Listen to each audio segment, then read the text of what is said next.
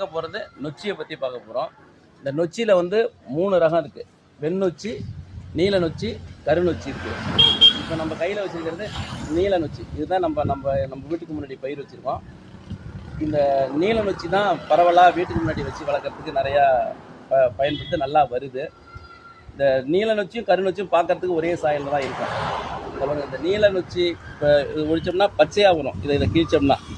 ஆனால் அந்த கருநொச்சி இந்த பட்டை வந்து கருப்பாகவே இருக்கும், அந்த உள்பகுதி. அதுதான் கருநொச்சி. கருநொச்சியில் கொஞ்சம் கூடுதல் மருத்துவ குணம் இருக்குங்கிறாங்க, பரவாயில்ல. இந்த நொச்சி தான் பெரும்பாலும் நம்ம வீட்டில் வச்சு வளர்க்குறதுக்கு நல்லா இருக்குது. வெண்ணொச்சும் கருநொச்சும் காடுகளில் தான் நிறையா காணப்படுது. இந்த நொச்சியில் என்ன முக்கியமாக மருத்துவ குணம்னாக்க, நம்ம வெந்நீர் வச்சு உடம்பு வலிக்கு குளிக்கும் போது இந்த தழையை பயன்படுத்தலாம். வேது பிடிக்கிறதுக்கு, மூச்சு திணறலுக்கு இந்த வேது பிடிக்கிறதுக்கு பயன்படுத்தலாம்.